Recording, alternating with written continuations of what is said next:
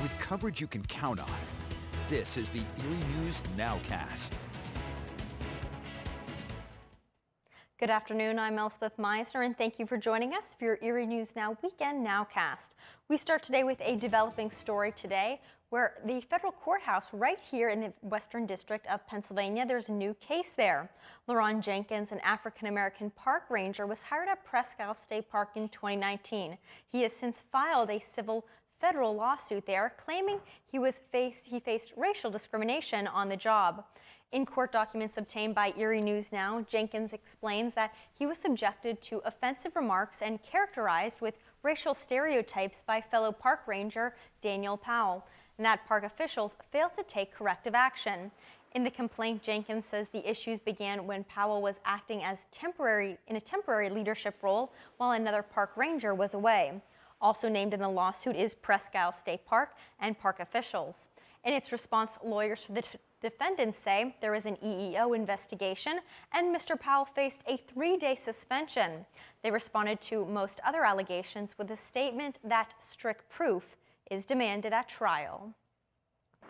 Erie News Now has also learned that a former Collegiate Academy student working as a nurse in Baltimore was murdered on Thursday.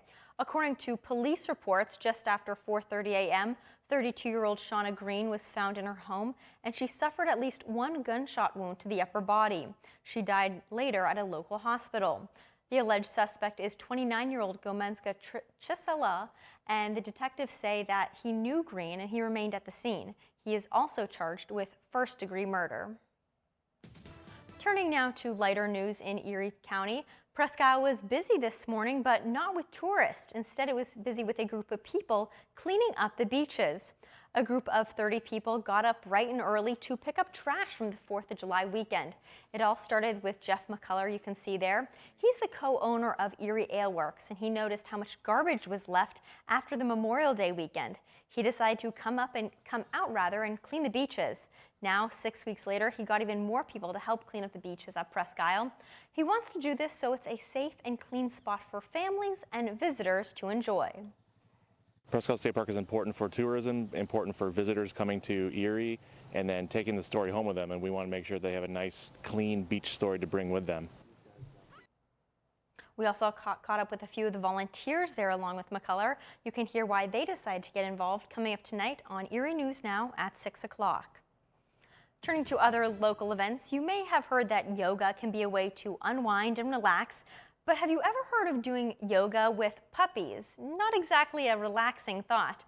Well, that was the case, and that was the site this morning at iRock Fitness as they teamed up with the Erie Humane Society for puppy yoga. You can see a little bit of it happening right there.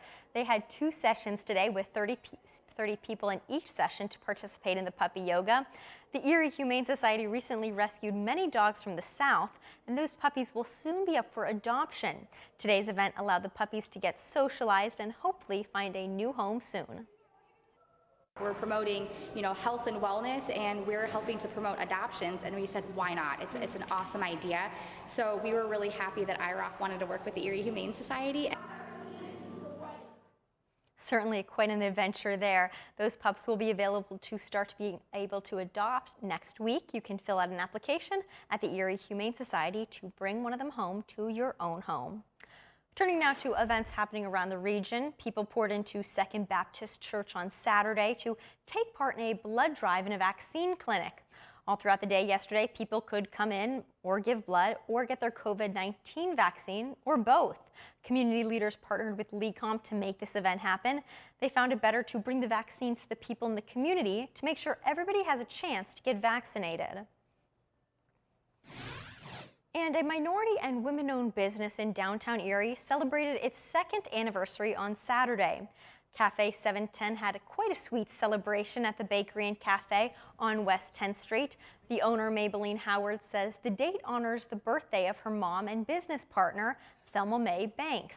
Now, Cafe 710 is known for their very popular banana peanut butter chocolate bread. The cafe has also navigated the pandemic and has emerged quite successful. As my mom said, it has been a wonderful feeling just to know that Erie is a strong supporter of small businesses, specifically women-owned businesses. That means a lot to us to have individuals, families, and other women and women-owned businesses coming to support us. Quite accomplished there. Mayor Joe Schember was also on hand to deliver a proclamation. Now time for a recap of events from around the region for this weekend. We start in Union City, where the French Creek Festival was back with fun for the entire family. People gathered on the grounds of the high school for fair food and fun activities, including jumping in bouncy houses. Firefighters were also offhand to show off some skills with a special competition. After the festival was canceled in 2020, families were quite glad to see it back, and they enjoyed having a fun day in the sun while checking out some vendors and enjoying some of that delicious fair food. And speaking of food, one of Erie's favorite festivals returned this weekend. That's Erie's Food Truck Festival, and it happened last night. Our Kristen Allen takes us to Lawrence Park for all the fun and all the food. Food, craft beer, and music. That's why hundreds of people came together in Lawrence Park Saturday for Erie's 4th annual Food Truck Festival. 5 years ago now that we kind of saw that food truck craze starting to hit and really take fires. It's evident that food truck craze is still going. I'm excited to get my food. My parents are in line right now, and I'm just really excited. People waited in long lines to support their favorite restaurant on wheels, all while listening to festival headliners The Groove. It's not just the food that has people excited. It's been really great seeing all these people, it just feels like a community again, We're all together in this. We made it out of COVID. A long year in lockdown has many ready to leap to community events like these. After last year and how crazy it's been, really taking advantage of any opportunity to get out and enjoy being outside with all your friends and stuff like that and see a bunch of people and be in a big group, you got to take advantage of that kind of stuff now. It's the local aspect that's bringing people to GE Fields too. People really care about supporting local vendors, and so do we. Organizers say we've seen people support these local vendors as much as they could during the pandemic, so they're thrilled to see everyone come back together to support in person. Erie County has a lot of really terrific vendors. They have a lot of terrific bands, a lot of terrific breweries, and a lot of terrific food trucks, so no reason to go outside the county. Let's keep it local and keep it cool, and everyone has a good time. Kristen Allen, Erie News Now. Certainly looks like a lot of fun there, and thousands of dollars were raised to benefit the Iroquois School District's academic and extracurricular programs. Well, that does it for this edition of the Erie News Now Weekend Nowcast. Thanks so much for joining us. Be sure to tune in to Erie News Now at 6 for all the latest news, weather, and sports.